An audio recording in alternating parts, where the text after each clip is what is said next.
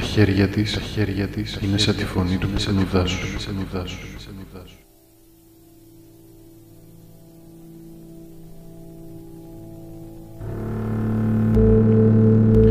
Τα μαλλιά της είναι σαν χαρτόνι και σαν ψάρι. Τα δυο της μάτια σαν ένα περιστέρι. Το στόμα της σαν τον εμφύλιο πόλεμο στην Ισπανία. Ο λαιμός της ένα κόκκινο άλογο. Τα χέρια της σαν τη φωνή του πυκνού δάσους. Τα δυο της στήθη σαν τη ζωγραφική μου. Η κοιλιά της η ιστορία του Βέλθανδρου και της Χρυσάτζας. Η ιστορία του Τοβία.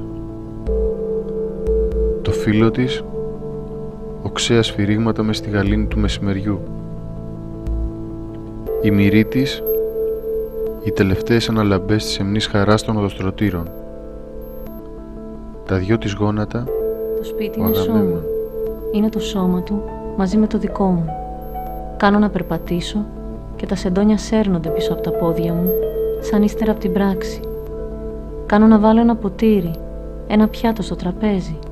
Στα δάχτυλά μου κρέμεται εκείνη η γνώριμη αλυσίδα, αυτή που κρεμόταν στο στήθος του, που άχνιζε από τη σάρκα του. Ναι, εγώ του την έχω κλέψει.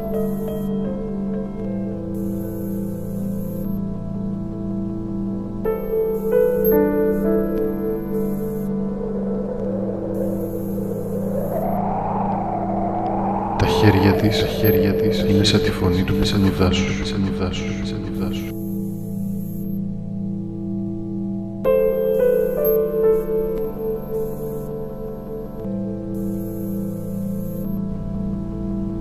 Τα μαλλιά της είναι μια λάμπα πετρελαίου που καίει το πρωί.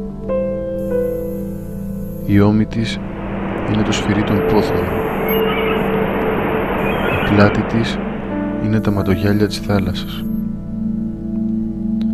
Το άρατρο των απατηλών ιδεογραμμάτων σφυράει θλιμμένα στη μέση της. Η γλουτή της είναι ψαρόκολα. Η μύτη της είναι σαν ένα στρομπελέκι. Θυμάμαι την παιδική του απορία όταν την έχασε, την ενοχή του, την οργή του, πως πήθιζαν τα μάτια του, πως το έβαφε τα μάγουλα το αίμα. Το βλέπα το αίμα, να τρέχει κάτω από το λευκό του δέρμα, να ανεβαίνει από τα πόδια του στο στήθος, να σκοντάφτει στα γόνατα, να τρέχει ανάστροφα προς την κοιλιά και τους μυρούς του, στα μπράτσα, στο χαράκι του λαιμού, να ογκώνει και να πορφυρώνει τις στυλές και τα χείλη του, σαν να ήταν όλο το κορμί του σε στήση. Μια κόκκινη βούλα έχει απομείνει ακόμη στο σαγόνι του.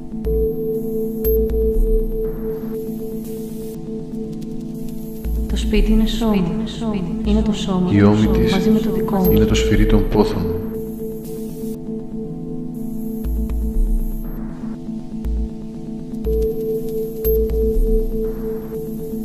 Και τελικά είναι μια γυναίκα μισή υποκάμπη και μισή περιδέρεο.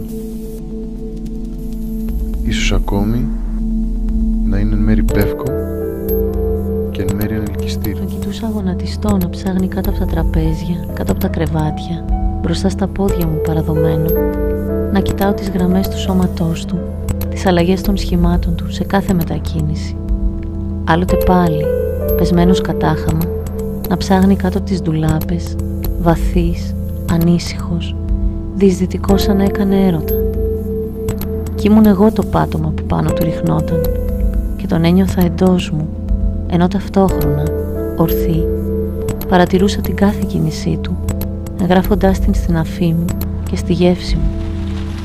Δεν βρήκαμε βέβαια την αλυσίδα, αυτήν που τη φορώ τις νύχτες, αυτήν που τη σφίγγω στο στήθος μου. Δεν βλέπει τα χνάρια της, κρίκο τον κρίκο, χαραγμένα στη σάρκα μου.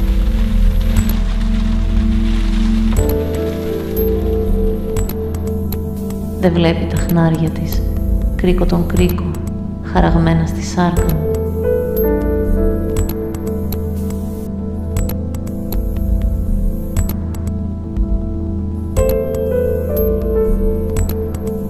Τα χέρια της είναι σαν τη φωνή του ξενοδάσου.